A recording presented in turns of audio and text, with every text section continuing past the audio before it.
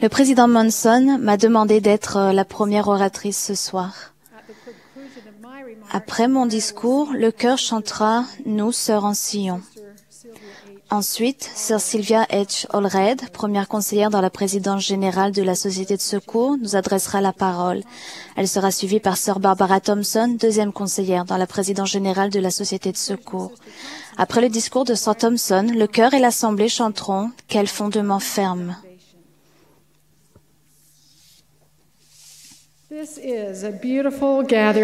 Quel beau rassemblement de femmes de la Société de secours. Depuis notre dernière réunion générale, j'ai eu la bénédiction de rencontrer beaucoup d'entre vous. Merci pour votre vie fidèle et votre service dévoué. Lors de récentes réunions générales de la Société de secours, on nous a enseigné à quel point les saintes des derniers jours sont fortes et inébranlables dans la connaissance et l'accomplissement de l'objectif de la Société de secours. Ce soir, j'espère faire grandir notre témoignage et notre compréhension que la Société de secours est une œuvre basée sur la foi. Je vais parler de l'objectif de cette œuvre et de la manière dont nous devons l'accomplir. Nous savons que l'objectif de la Société de secours, telle qu'elle a été établie par le Seigneur, est de préparer les femmes aux bénédictions de la vie éternelle, en les aidant à augmenter leur foi et leur justice personnelle, fortifier leur famille et leur foyer, servir le Seigneur et ses enfants. Nulle autre organisation de femmes n'a l'histoire, l'objectif et l'œuvre de la Société de secours. En 1942, la première présidence de l'Église a déclaré « Sur toute la terre, aucune autre organisation de femmes n'a débuté ainsi.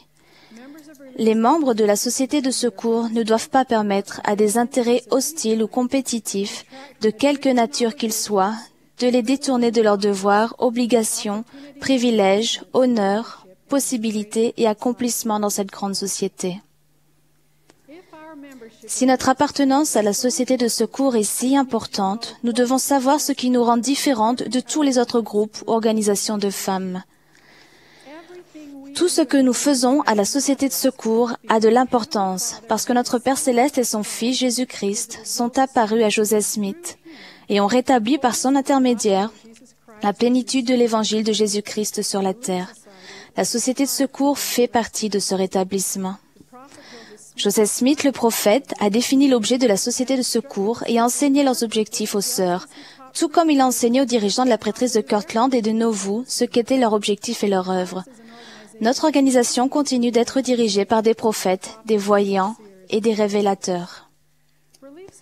La Société de secours est unique car elle a été organisée selon le modèle de la prêtrise et nous fonctionnons au niveau général et local sous la direction de dirigeants de la prêtrise. Nous travaillons en partenariat avec des dirigeants de la prêtrise. Ils détiennent les clés qui leur donnent l'autorité de présider au nom du Seigneur.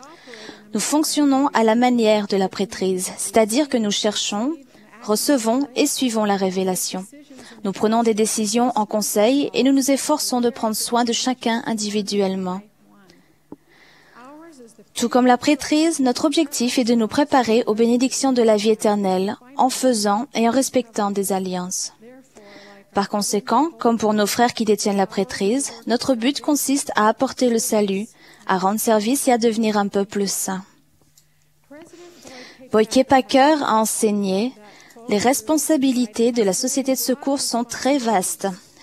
L'assistance à la réunion du dimanche n'est qu'une petite partie de votre devoir. Certaines d'entre vous n'ont pas compris cela et ont délaissé une grande partie de ce que la Société de secours a représenté au fil des ans.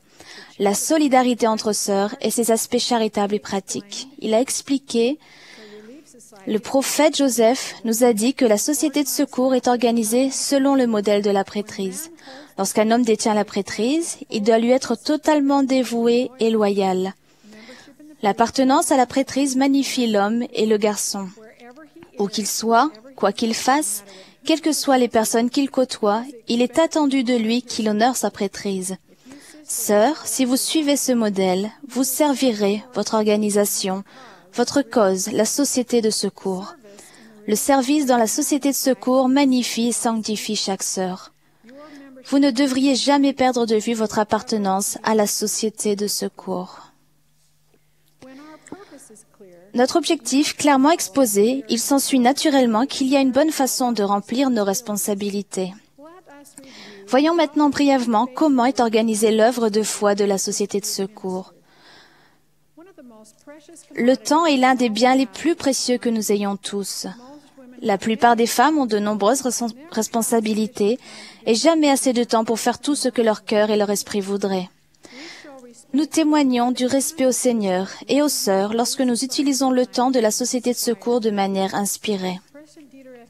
Dieter F. Uchtdorf a enseigné. Un jour, un homme sage a fait la différence entre l'art noble de faire ce qu'il y a à faire et l'art noble encore plus noble de laisser les choses en l'état. Il a enseigné que la véritable sagesse consiste à éliminer l'accessoire. Le président Uchtdorf a ensuite demandé « Quelles sont les choses accessoires qui encombrent vos journées et vous privent de votre temps? Quelles habitudes avez-vous prises qui ne servent pas un objectif utile?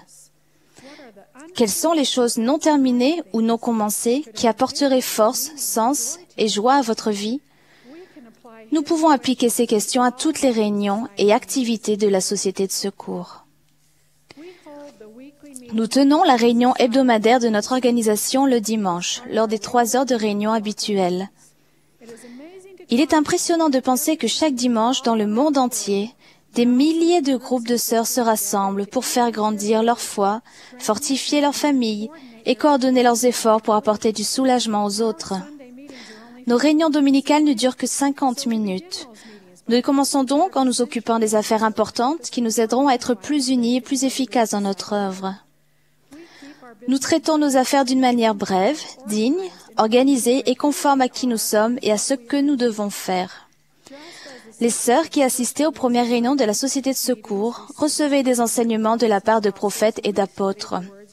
De même, nous étudions les paroles des dirigeants de l'Église actuelle. Quelle bénédiction d'avoir une documentation qui enseigne la doctrine et les principes qui nous aident à appliquer l'Évangile dans notre vie personnelle et au foyer. La Société de secours étant une œuvre basée sur la foi, les leçons sont plus efficaces lorsque l'enseignement est inspiré et que celle qui prêche et celle qui reçoit se comprennent et que toutes deux sont édifiées et se réjouissent ensemble. Toutes nos réunions et activités sont des réunions des sœurs de la Société de secours. Depuis un certain nombre d'années, nous appelions les réunions supplémentaires de la Société de secours les réunions d'édification du foyer, de la famille et de la personne. Du fait de la complexité de ce titre et de différentes interprétations concernant l'objectif de ces réunions, nous avons pris la décision d'arrêter d'appeler ces réunions édification du foyer, de la famille et de la personne.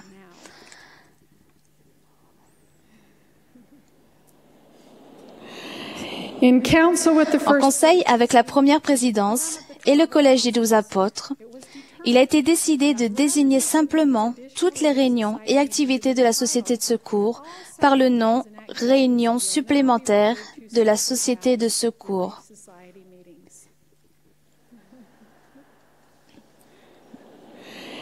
Les réunions de la Société de secours qui ne se tiennent pas le dimanche seront appelées selon leur nature activités de service, leçons, projets, conférences ou ateliers de la Société de secours.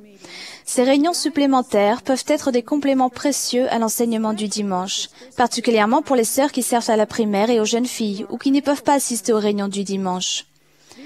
Ce sont aussi de bonnes occasions d'amener nos amis non-membres et de faire participer les sœurs de la Société de secours qui ne viennent pas trop à l'église.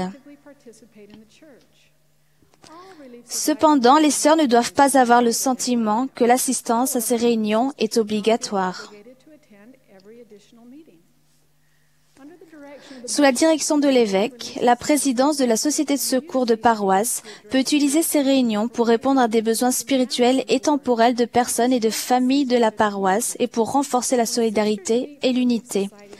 Dans ces réunions, les sœurs apprennent et accomplissent les responsabilités charitables et pratiques de la Société de secours. Elles apprennent et mettent en pratique des compétences qui les aideront à faire grandir leur foi et leur justice personnelle, à fortifier la famille et le foyer et à aider les personnes dans le besoin. Ces réunions sont destinées à aider à enseigner les compétences et les responsabilités des femmes et des mères dans le plan du Seigneur.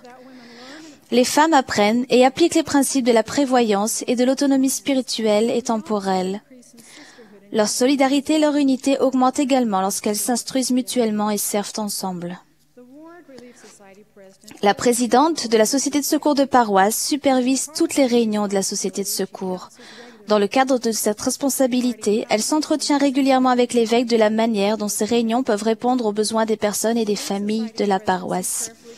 À l'aide de la prière, la présidence de la Société de secours réfléchit à la fréquence à laquelle les réunions supplémentaires de la Société de secours auront lieu et à l'endroit où elles se tiendront.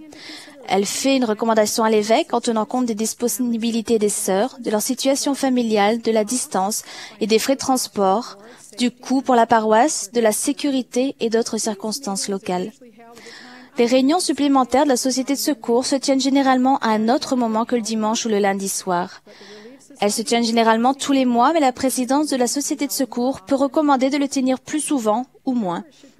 Des efforts doivent être faits pour se réunir au moins une fois par trimestre. Au moins une sœur de la présidence de la Société de secours doit assister à chaque réunion. Les dirigeantes de la Société de secours prient et réfléchissent ensemble à propos des sujets qui fortifieront les sœurs et les familles et la manière de les enseigner au mieux. La présidente de la Société de secours s'assure que ces projets ont l'approbation de l'évêque. Elle veille également à ce qu'ils soient conformes aux règles actuelles concernant les activités, y compris pour ce qui est des finances. Elle supervise ces réunions, mais elle peut demander à une conseillère ou à une autre sœur de la paroisse de se charger de leur planification, de leur coordination et de leur réalisation. Un sujet peut être traité dans une seule réunion ou être abordé en plusieurs leçons ou activités. Généralement, les instructrices doivent être des membres de la paroisse ou du pieux. Chaque année, une réunion ou activité peut commémorer la fondation de la Société de secours et porter sur son histoire et ses objectifs. En planifiant les réunions supplémentaires de la Société de secours, les dirigeantes donnent la priorité à des sujets qui permettent d'atteindre ces objectifs, comme le mariage et la famille, les arts ménagers, la prévoyance et l'autonomie, le service compatissant, le temple et l'histoire familiale, l'œuvre missionnaire et d'autres sujets indiqués par l'évêque. Lors de notre planification, nous demandons au Seigneur ce que nous avons besoin d'apprendre et de devenir pour nous préparer à la vie éternelle. Dans la sagesse du Seigneur, chaque paroisse a ses propres caractéristiques qu'aucune autre paroisse ne possède. On peut comparer cela à l'ADN qui fait que chaque être humain est unique. Chaque évêque a la responsabilité de sa paroisse en particulier. Chaque présidente de la Société de secours de paroisse est appelée à aider un évêque. Chaque évêque et chaque présidence de la Société de secours ont reçu l'imposition des mains pour avoir l'inspiration concernant leurs responsabilités propres et non pour une autre paroisse ou un autre groupe de sœurs de la Société de secours. Si nous travaillons guidés par cette compréhension, nous rechercherons la révélation et nous agirons en collaboration avec l'évêque pour atteindre les objectifs de la Société de secours dans notre propre paroisse. Avec cette manière d'agir, si les sœurs et les familles ont besoin de se préparer à des états d'urgence, la Société de secours peut organiser, enseigner et inspirer cette préparation. Si des sœurs et des familles ont besoin de se préparer à aller au temple, la Société de secours peut s'organiser, enseigner et inspirer les sœurs à le faire. Si un évêque a besoin que les jeunes sœurs célibataires fassent connaître l'Évangile et aident leurs amis à redevenir pratiquants, la Société de secours peut organiser, enseigner et inspirer cette œuvre. Si de jeunes mères ont besoin d'apprendre comment élever leurs enfants et prendre soin d'eux, la Société de secours peut organiser, enseigner et inspirer cette œuvre. Si des sœurs ont besoin d'apprendre ou d'améliorer des compétences ménagères qui permettront à leur foyer d'être un centre de force spirituelle, la Société de secours peut organiser, enseigner et inspirer cette œuvre. Si les dirigeants de la prêtrise ont besoin d'accomplir quelque chose d'important, ils peuvent demander à la Société de secours de les aider.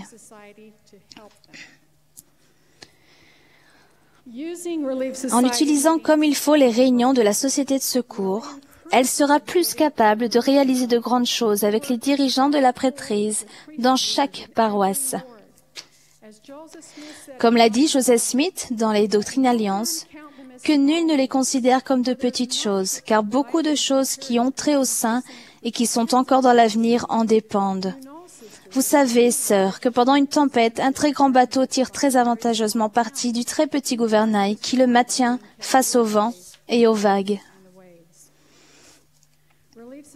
À vous qui êtes dirigeante de la Société de secours, ce message servira de règle officielle, actuelle concernant les réunions supplémentaires de la Société de secours.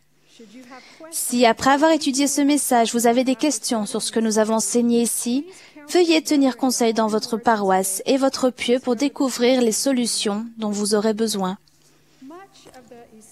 La plus grande part de ce que la Société de secours accomplit d'essentiel ne se produit pas lors des réunions. Parlons maintenant des visites d'enseignement. Parce que nous suivons l'exemple et les enseignements de Jésus-Christ, nous accordons de la valeur à cet appel officiel à aimer, connaître, servir, comprendre, enseigner et secourir en son nom. Dans l'Église, c'est vraiment un devoir pour lequel nous pouvons être sûrs d'avoir l'aide du Seigneur si nous la lui demandons. Grâce à cet appel, nous ne manquerons pas d'augmenter notre foi et notre justice personnelle et de fortifier notre foyer et notre famille en devenant de véritables associés du Seigneur. En dehors de sa famille, une sœur de l'Église n'a aucune autre responsabilité qui ait le potentiel de faire autant de bien que les visites d'enseignement. Puisque c'est le programme du Seigneur destiné à veiller individuellement sur ses filles, les règles qui encadrent les visites d'enseignement sont approuvées par la première présidence et sont définies dans le manuel d'instruction de l'Église. Parce que les visites d'enseignement se concentrent sur les sœurs individuellement, les dirigeantes de la Société de secours n'organisent pas les femmes en groupe pour ces visites. Il est impossible à l'évêque, qui est le berger ordonné de la paroisse, de veiller sur toutes les brebis du Seigneur en même temps. Il a besoin de l'aide d'instructrices visiteuses inspirées. Nous savons que nous devons toutes choisir d'être l'ami de tous les membres de notre paroisse, mais l'évêque et la présidente de Société de secours ont la responsabilité de recevoir la révélation concernant les personnes qui doivent être chargées de veiller sur chaque sœur. Dans l'idéal, chaque sœur doit veiller sur au moins une sœur de sa paroisse. C'est une bénédiction pour nous d'avoir l'appel de prier pour une autre sœur matin et soir et de recevoir l'inspiration sur la façon dont le Seigneur voudrait que nous prenions soin de l'une de ses filles. Les visites d'enseignement deviennent une œuvre basée sur la foi lorsque nous nous concentrons sur les personnes et non sur les pourcentages. En réalité, les visites d'enseignement ne sont jamais finies. Il s'agit plus d'une façon de vivre que d'une tâche. Notre service fidèle d'instructrice visiteuse est une preuve que nous sommes disciples du Christ. Nous montrons notre foi et nous suivons un modèle établi par le Seigneur lorsque chaque mois nous faisons rapport de ce qui nous a été confié. Si notre principale tâche était de faire rapport que chaque sœur de la paroisse a entendu le message des instructrices visiteuses imprimé chaque mois dans le Liaona, il serait beaucoup plus efficace de le lire à voix haute pour tout le monde lors de la réunion de Sainte-Seine. Nos rapports sont très utiles à l'évêque et à la présidente de la Société de secours lorsque nous les informons du bien-être spirituel et temporel de nos sœurs et de la façon dont nous les avons servies et aimées. Comme je suis reconnaissante envers toutes mes instructrices visiteuses qui, année après année, ont montré leur foi en me servant, en m'instruisant, en me fortifiant et en m'aimant de façon inspirée. Notre service compatissant et notre aide pour répondre aux besoins temporels des personnes et des familles découlent des visites d'enseignement. C'est grâce aux instructrices visiteuses et à ses propres visites qu'une présidente de la Société de secours découvre les besoins des membres de sa paroisse. Parfois, elle nous mobilise pour que nous aidions les autres ensemble. Parfois, nous servons conformément à notre nature, en suivant les murmures du Saint-Esprit. Camilla Kimball, la femme de Spencer W. Kimball, m'a appris à ne jamais réprimer une pensée généreuse. En suivant son conseil, nous pouvons savoir avec certitude que notre Père Céleste nous connaît personnellement, car il nous envoie être ses mains et son cœur pour les personnes dans le besoin. Ce faisant, notre foi en lui grandit. Sœurs, nous vivons à une période heureuse et passionnante de croissance de l'histoire de l'Église et notre Société de secours contribue à écrire cette histoire. Joseph Smith a dit que chaque homme, chaque femme et chaque enfant se rendent compte de l'importance de l'œuvre et agissent comme si le succès dépendait uniquement de ses efforts personnels. Que tous s'y intéressent et se rendent alors compte qu'ils vivent à une époque dont la perspective a rempli de joie. Il y a des milliers d'années, le Saint des rois, des prophètes et des hommes justes leur a inspiré les notes les plus douces, les poèmes les plus exaltés, et les a amenés à éclater en ces chants d'allégresse que l'on trouve dans les Écritures. Je me réjouis de savoir que le Seigneur nous aime assez pour nous guider dans cette œuvre par l'intermédiaire de prophètes, voyants et révélateurs, et que nous appartenons à une Église qui fonctionne avec la révélation continue. Je suis persuadée que si toutes les sœurs font leur part pour accomplir les objectifs de la Société de secours, les anges nous accompagneront et nous participerons à des miracles stupéfiants. Nous célébrons l'œuvre essentielle, basée sur la foi, qui nous a été confiée et nous en sommes reconnaissantes. Au nom de Jésus-Christ. Amen.